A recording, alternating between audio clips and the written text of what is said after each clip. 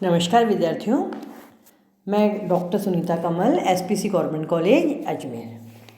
देखिए विद्यार्थियों, पिछला जो आपका वीडियो था प्राचीन भारत के इतिहास में पंचमार्क सिक्कों पर आधारित था।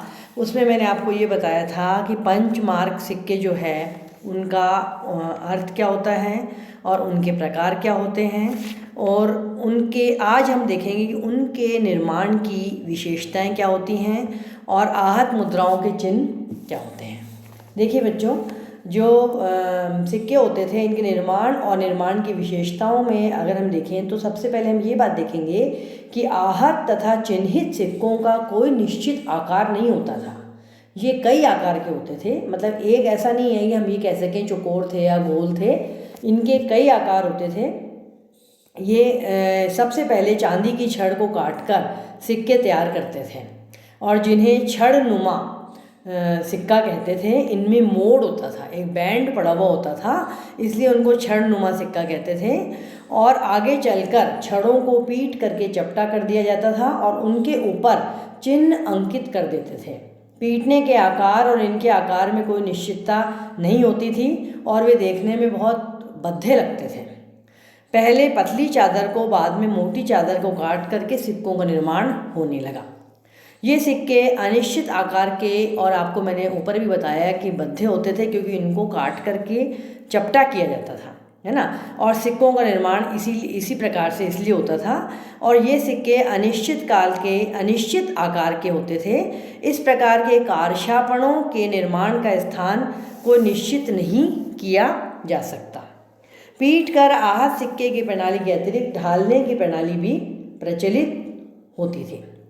मथुरा, राजगृह आदि स्थानों से इस प्रकार से ढले हुए बहुत से सिक्कों की प्राप्ति हुई है। अब आप विद्यार्थियों याद रखिएगा, 2 नंबर का प्रश्न आपको ये भी आ सकता है कि इस प्रकार के सिक्के कहाँ से प्राप्त हुए हैं। इनको एरन मध्य प्रदेश से कांसे की धातु का एक सिक्का मिला है, बनाने वाला ठप्पा भी मिला है। इस ठप्पे में गोल आकार के चिन्हित सिक्के तैयार होते थे।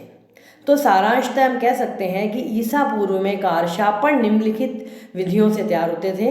इनमें पत्थर काटकर, सांचे में ढालकर और ठप्पे से निशान लगा करके तैयार किए जाते थे। अच्छा, अब वासुदेव उपाध्याय के अनुसार विद्वानों मतभेद भी है कारशापण का निर्माणकर्ता कौन था, सिक्के किस अधिकारी की सहायता से तैयार होते थे। मौर्य काल से पूर्व भारत में ऐसा कोई साम्राज्य स्थापित नहीं हो सका जो इस दिशा में ध्यान दे पाता। देश की समृद्धि व्यापार पर निर्भर करता है और व्यापार की उन्नति सिक्के पर निर्भर करती है।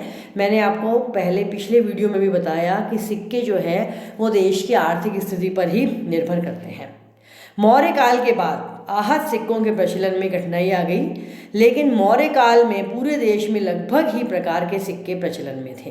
कौटिल्य ने चिन्ह लगे हुए ऐसे सिक्कों के बारे में बताया है, और बल्कि उनको ये भी बताया है कि इन सिक्कों को रुप्य कहा गया है। इनके पदाधिकारी को रुपयाध्यक्ष कहा जाता था। इसी से आज हम जो रुपया शब्द जो प्रचलन में आया है, इसी से आज हम रुपया जो वर्ड हम यूज़ करते हैं उसका प्रचलन भी रुपयाध्यक्ष या रुपये के कारण ही हम रुपया शब्द के सिक्के के अर्थ में प्रयुक्त करते हैं। सारांशतः हम कह सकते हैं कि प्रारंभ से मौर्य काल तक आहत सिक्कों का प्रचलन विशेष रहा है और ईसा पूर्व 6ठी शताब्दी तक भारत में इन सिक्कों का प्रचलन बहुत अधिक था। अब हम देखेंगे कि आहत मुद्राओं के चिन्ह क्या होते थे। जिन सिक्कों पर चिन्ह अंकित किए गए उनको आंग्ल भाषा में पंचमार्क कहा गया। आखिर सिक्कों पर इन चिन्हों के अंकन का कारण क्या था। चिन्ह कई प्रकार के थे। इन चिन्हों की भिन्नता के क्या कारण थे। इसके कारण आहत सिक्कों के वास्तविक स्वरूप का निर्धारण कठिन हो जाता है। और पर यह तो निश्चित सी बात है कि सिक्कों के निर्माण के समय उनके ऊपर चिन्हों का अंकन अवश्य होता था।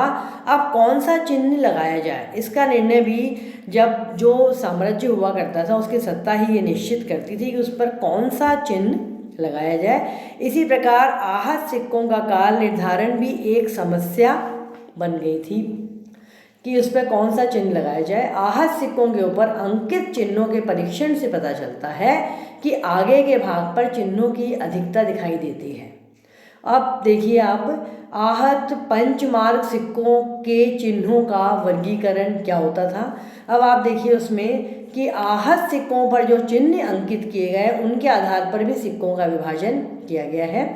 उन पर कौन सी आकृति होती थी, इन पर देखिए आप, मैंने आपको पिछले वीडियो में भी बताया, इन पर सूर्य की आकृति होती थी, वृत्त 3 बाण म अक्षर सहित आकृति होती थी, और वेदिका में पीपल वृक्ष शाखाओं सहित आकृति होती थी, और स्तूप के ऊपरी भाग पर कभी कभी वृक्ष अथवा पशु बना हुआ रहता था, और द्वार की आकृति भी होती थी, और वृत्त के चारों ओर अंग्रेजी के S 3 की संख्या में होता था, और 4 कोशयुक्त तारों की आकृति भी होती थी, और पर्वत के चिन्हों पर इंद्रधनुष बना हुआ भी होता था, और दाहिने मुख किए हुए हाथी भी होता था, और कुत्ता भी होता था, खरगोश की आकृति भी होती थी, गैंडे की आकृति भी होती थी, मछली, सांप, मेंढक इनकी आकृति होती थी, और आप देखिए मोर, कभी अकेला मोर भी होता था और कभी अकेला पर्वत भी होता था, और आप देखिए कि नदी की आकृति भी होती थी, मनुष्य की आकृति भी होती थी, और एक मनुष्य अकेला भी होता था, मनुष्यों के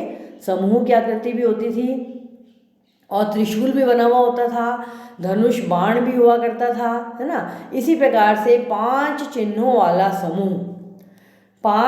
वाले समूह को भी सिक्कों पर अंकित किया गया था।